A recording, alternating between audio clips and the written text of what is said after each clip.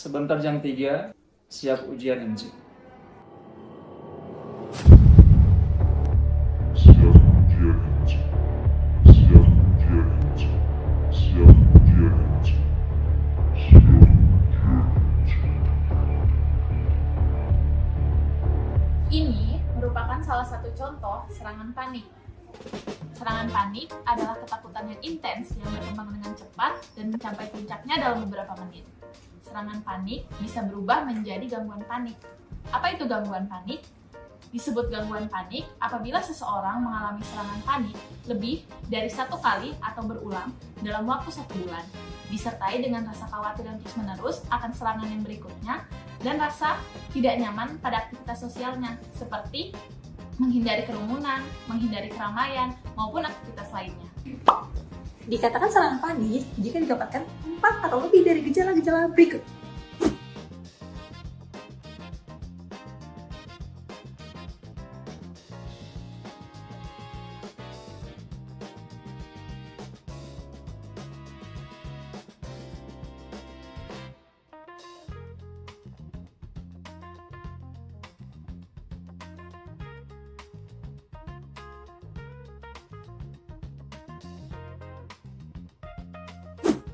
Dan gejala lainnya seperti takut kehilangan kontrol dan takut mati.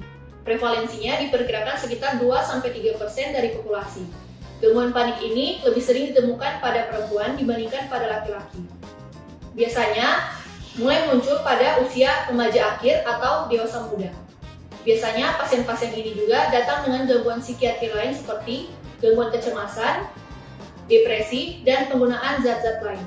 Jadi, gangguan panik itu bersifat multifaktorial. Yang pertama, ada faktor biologis. Jadi, pada gangguan panik, terdapat beberapa neurotransmitter yang berperan. Seperti, pertama ada serotonin, lalu yang kedua ada norepinefrin, dan yang ketiga ada GABA atau gamma aminobutyric acid. Lalu, selain neurotransmitter ini yang mana dia terjadi disregulasi, terdapat juga beberapa struktur otak yang terlibat. Yang pertama ada amigdala, lalu ada hipokampus, dan yang ketiga ada locus coeruleus. Jadi, pada pasien dengan riwayat keluarga yang juga pernah mengidap gangguan panik, maka resiko untuk pasien tersebut mengidap gangguan panik akan menjadi lebih tinggi. Ada juga faktor dari psikologis. Jadi pada pasien dengan gangguan panik, itu dia cenderung untuk menginterpretasikan gangguan pada tubuhnya secara katastrofik. Seperti contohnya adalah untuk gejala jantung berdebar, itu pasien cenderung untuk menginterpretasikannya sebagai serangan jantung. Lalu yang satu terakhir ada faktor lingkungan, stres, lalu beban kerja yang berat, dan perubahan hidup yang berlangsung secara signifikan itu dapat menjadi predisposisi dari munculnya gangguan panik. Pada gangguan panik terjadi aktivasi yang berlebihan pada sistem fight or flight, sehingga sistem saraf simpatis akan aktif dan menyebabkan peningkatan denyut jantung, hiperventilasi, dan pelepasan hormon stres. Nah, respon fisiologis inilah yang nantinya akan menimbulkan rasa takut dan menyebabkan gangguan panik.